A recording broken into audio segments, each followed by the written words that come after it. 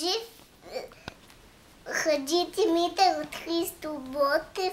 Жив е той там на Балкан, потънал в кърви лежи и пъшка.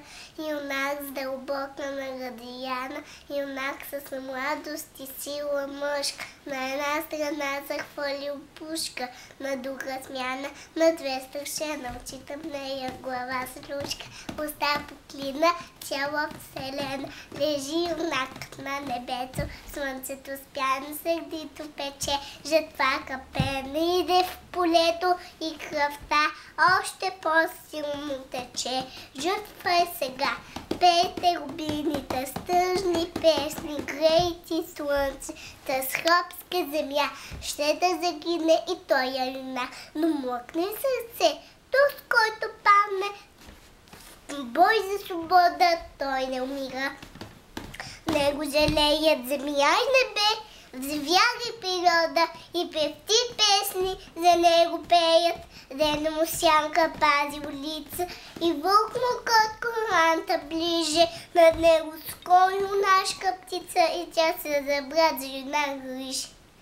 Настане вечер, месец изгрее, звезди усипат салона небесен, гора зашуми, вятър повее, Балкана пее хайдушка песен.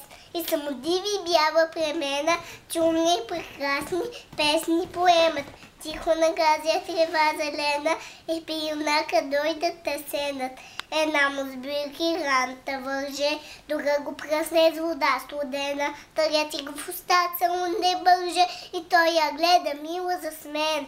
Кажи ми, сесто, де е кърджата, де е моята вярна дружина, пък ми кажи, пък ми вземи душата, аз искам, сесто, тук да загина. Прегледнат се, па се прегърнат и смесни, хвъркнат те в небесата. Летът я пеят, дойде го съмнат и търся духа на Караджас.